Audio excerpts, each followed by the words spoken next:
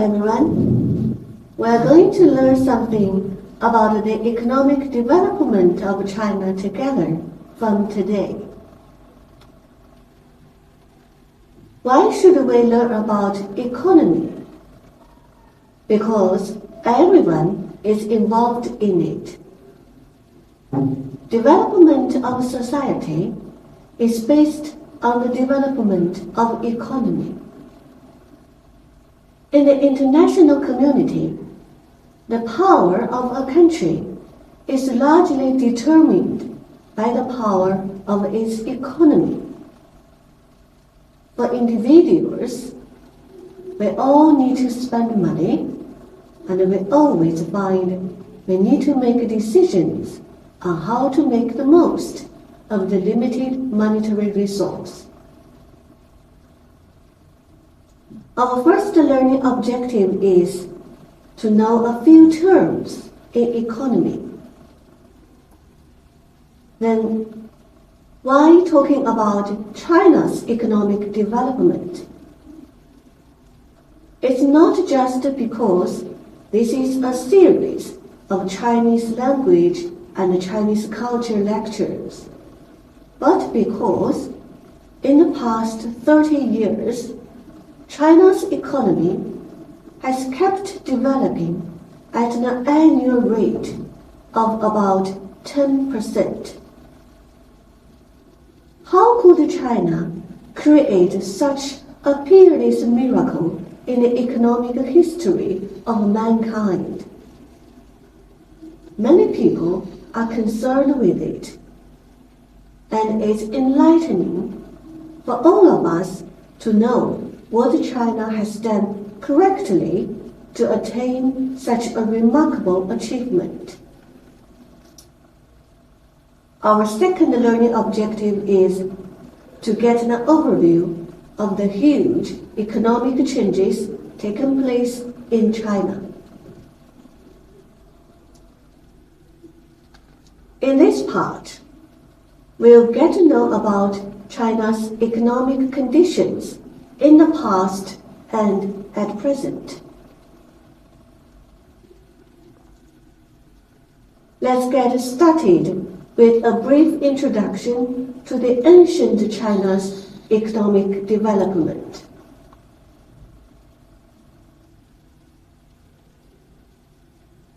Ancient China was once the most powerful country in the world in the sense of economy.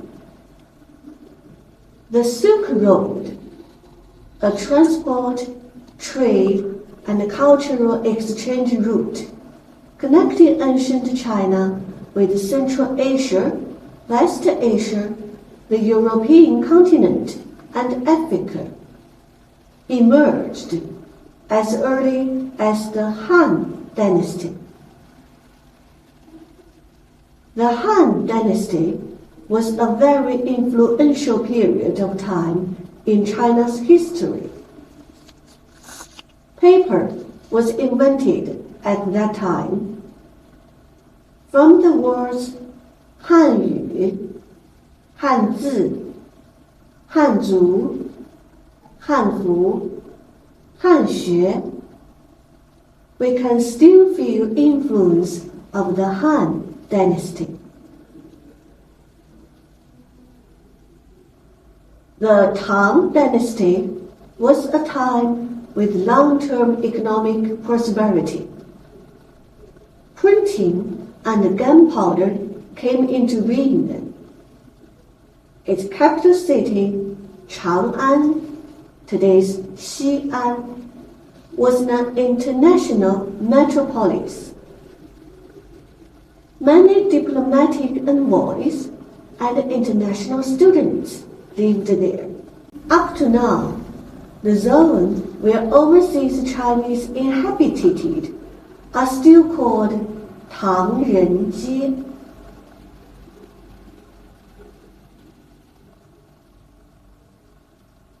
In the Song Dynasty, China became the most developed country in the world. The first paper money in the world, jiaozi, appeared then.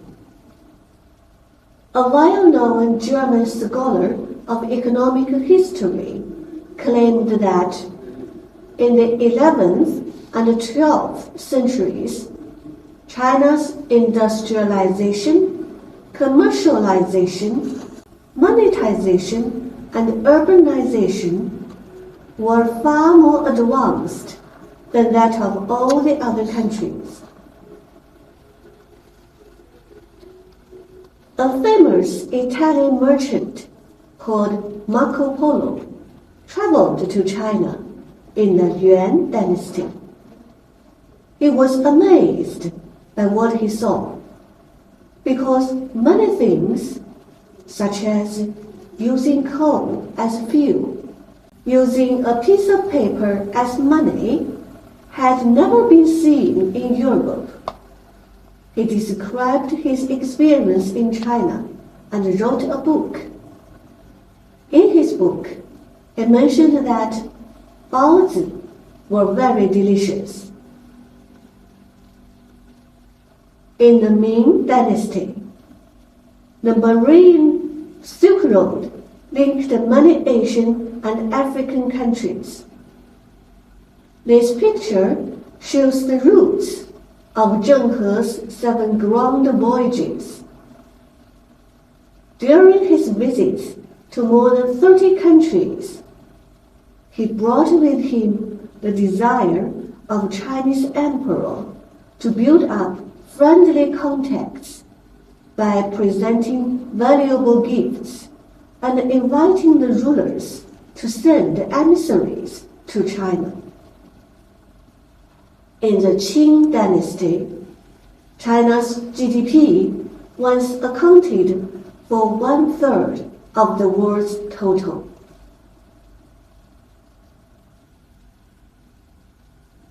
However, this honorable history didn't bring future prosperity to China, for China closed her door on the ocean for centuries. Industrial innovation halted at the same time. For over 100 years, since 1840, many parts of China were invaded and occupied by the big powers then. During that time, Chinese people suffered a lot, and China's economy was devastated by wars and other complex factors. Fortunately, since the founding of People's Republic of China in 1949, our country has been rejuvenated. Next, let's see some dramatic changes China has experienced. In Chinese, economy is 经济. How to evaluate a nation's development of economy? GDP is one of the most common indicators used to measure economic progress. GDP is gross domestic product, 国内生产总值. It is often described as being a calculation of the total size of an economy. Gross domestic product tracks the health of a country's economy. It is a representation of the total value of all goods and services produced within a country's borders over a specific time period. Economists can use GDP to determine whether an economy is growing or experiencing a recession. Investors can use GDP to make investment decisions. GDP is the first term in economics we learn today. In 1952, China's GDP was only 67.9 billion RMB, while in the year 2010, the number surpassed that of Japan, roared to about 40 trillion yuan. And since then, China has become the country with the second largest GDP in the world. It was a miracle in the past when Japan's economy grew at an annual rate of about 10%. For almost 20 years, from 1955 to 1972, this record was broken by China, since China's economy developed by about 10% annually for 30 years, from 1980 to 2010. And until now, China is the only country that can develop at such a high rate for so long a time in mankind's history. In 2020, facing the unprecedented challenge of the COVID-19, China's GDP reached 100 trillion yuan for the first time.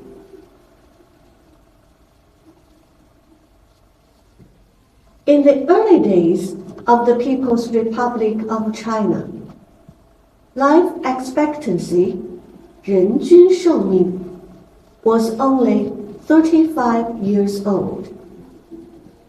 Yet, in 2020, Chinese citizens' life expectancy reached 77.3.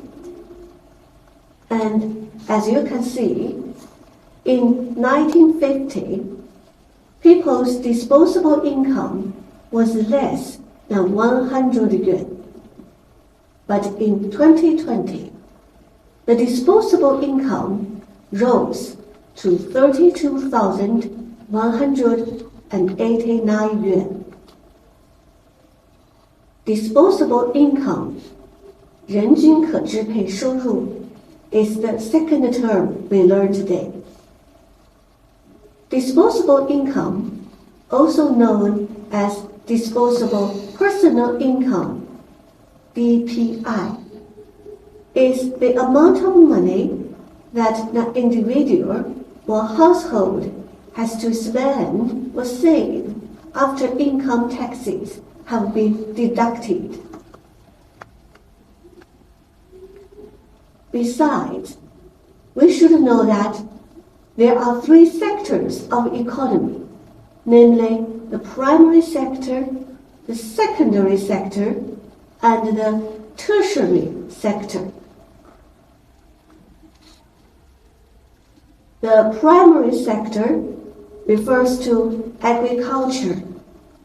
We'll talk more about agriculture in the next lecture.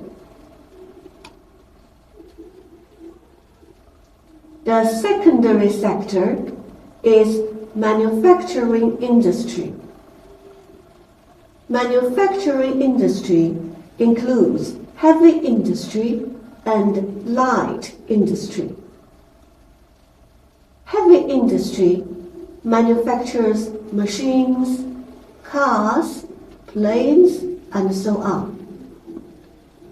Light industry produces consumer goods such as clothes, bags, foods, etc. Around 1950, China could only make things like tables, chairs, teapots, and bowls. The whole nation was not capable of manufacturing even a tractor or car. Because there were only a few light industries, such as textile industry. Heavy industry didn't exist at all. Nowadays, China is the only country with a complete industrial system. Production of 220 kinds of industrial products rank first in the world. Roads and bridges are built in areas of crude natural environment. This is Hong Kong-Zhuhai-Macau Bridge, the longest cross-sea bridge in the world. This is Pingtan Railcom Road Bridge. You can drive on it safely even when winds reach up to 63 miles per hour. Due to strong winds all year round, the place where the bridge is located was considered a forbidden zone for construction of a bridge before. The tertiary industry is the service sector. Service sector includes catering, tourism, education, etc. We'll also talk more about the tertiary industry in next lecture. What impresses us most is, having been affected by the COVID-19 pandemic, although the economy of America dropped by 3.5%, the EU declined by 6.4%, and Japan fell by 4.8%. China is the only major economy in the world that gained a 2.3% increase in 2020. In the nation, there is a huge market of over 1.4 billion consumers. Around the nation, the Belt and Road have linked it with many other countries via business and cultural communication. That's a brief introduction to China's economic development in the past and at the present. Let's go over the key words we've learned in this part. Han, Tang, Song, Yuan, Ming, Qing, 经济 GDP 国内生产总值 DPI 人均可支配收入收入税农业工业服务业 That's all for today. See you in next lesson.